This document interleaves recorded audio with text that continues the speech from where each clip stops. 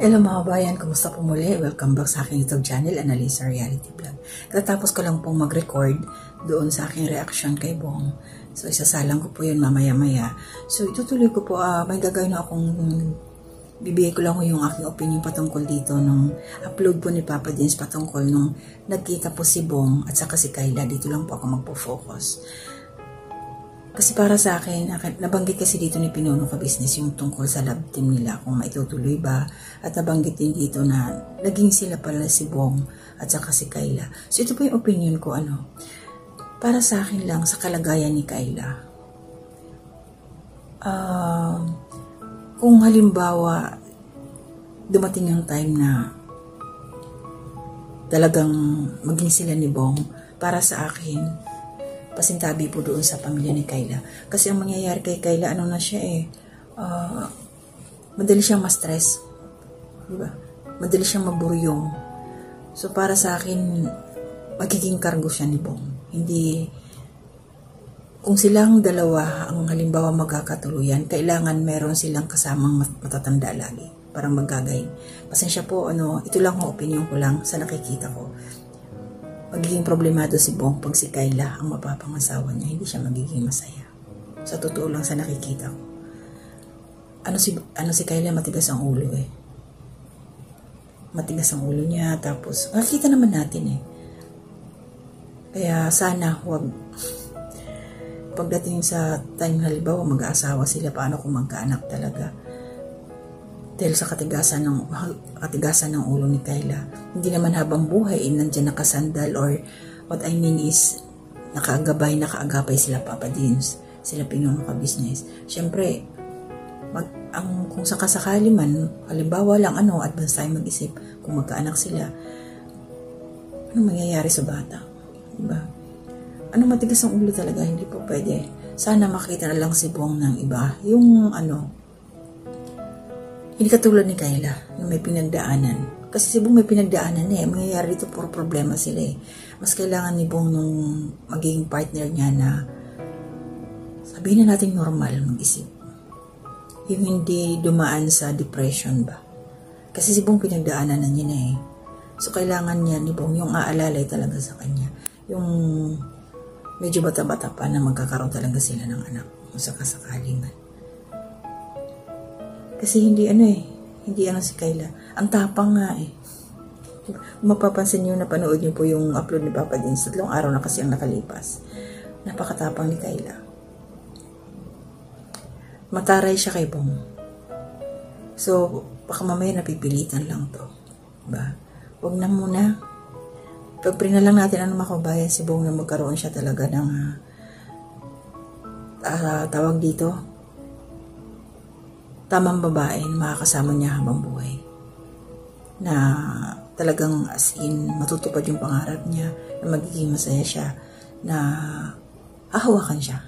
As in. Kasi, naman si Bong mabait naman si Bong. Diba? So, yun lang yung sa akin, pasensya na sa mga klabong, labong, Kayla. Klabong. Kayla. Kung gusto kay Kayla kay Bong, yung ganon. Sa akin, hindi. Ayoko Hindi naman sa ayoko. Hindi ako pabor na maging sila kasi nga dahil sa kondisyon ni Kayla. Hindi pwede para sa akin. Naging kontrabida tuloy, Basta pag-pray lang natin ito, si Bong. Saka si Kayla. Wala naman imposible sa panalangin, di ba? Pero to si Kayla may sariling mundo. Kaya mahirap kung sakasakaling sila ni Bong. Hindi kawawa naman, di ba? Pag-pray na lang natin kung kailangan kasi yung isa yung matatag, isa yung buo, mag-isip. At least siya yung magdadala.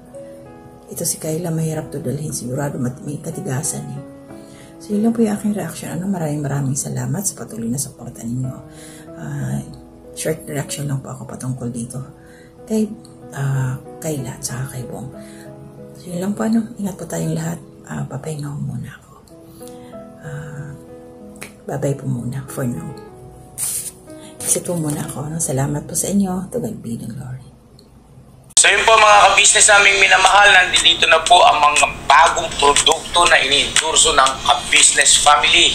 Ayan po mga ka-business, meron po tayong mga bagong product na inilo-launch. No, ito po yung ating gagamit sa pang-araw-araw na buhay natin sa car and motor na accessories. Oh, wow. Ayan, meron po tayong tire block, meron din po tayong magic gatas, mga ka-business. Ito po yung pampakintab.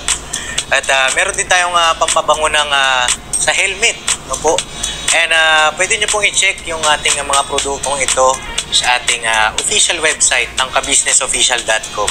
Lahat po ito ginagamit ng Ka-Business Family at yun, garantisadong epektibo, ka-business. Po, mga ka-business, meron din tayo bagong produkto ngayon. Ito po ang warts removal. Uy! Yan. At saka meron din po siyang cream. Effective din po yung mga ka-business. Konting patak nyo lang po. Antayin nyo lang siyang matuyo at siguradong warts removal agad. Wow! At meron din po tayo hair grower. Ito po yung pang-patubo ng buhok. Sa mga nagkakaroon po ng hair loss, try niyo po mga ka-business, subukan ang ating hair grower. At meron din po tayong panibagong coffee. Ito po ang ating insulin coffee. Para po ito sa mga diabetic na person. Yan. Insulin green coffee with banaba, ampalaya, turmeric, mangosteen, agaricus, mushroom, moringa, lemongrass, clean coffee bean, and non-dairy creamer. At meron din po siyang stevia, mga ka-business. Super effective din po itong mga ka-business sa mga diabetic po. Pangbawas din po ito sa mga cholesterol. Kaya please po, mga ka-business, try nyo po insulin green coffee. Alright, at syempre naman po mga ka-business namin minamahal, huwag natin kalimutan ang vitamin C ng Ka-Business Family. Shell C Plus, pagka meron ka nito siguradong protect todo. So right mga ka-business namin minamahal, ano pa inaantay nyo? Please, bumili na kayo ng mga produktong inendorso ng Ka-Business Family, hindi lamang para mapanatili ang good health ng buong pamilya, kundi syempre makakatulong pa tayo sa ating mga kababayan na higit na nangangailangan. Alright po, alright. At meron pa, dadagdag ko lang mga ka-business, kung gusto nyong pumuti at lalong bumabot, lumanda, meron po tayong bagong produkto, ang Bandara Revitalizing Set na. Oh wow! Ayan, abin nyo na po mga ka-business at siguradong epektibo rin. So yun ang mga ka-business namin minamahal, please avail natin ang mga produktong inendorso ng Ka-Business Family. So yun na, tuloy na panonood. Hira, banat.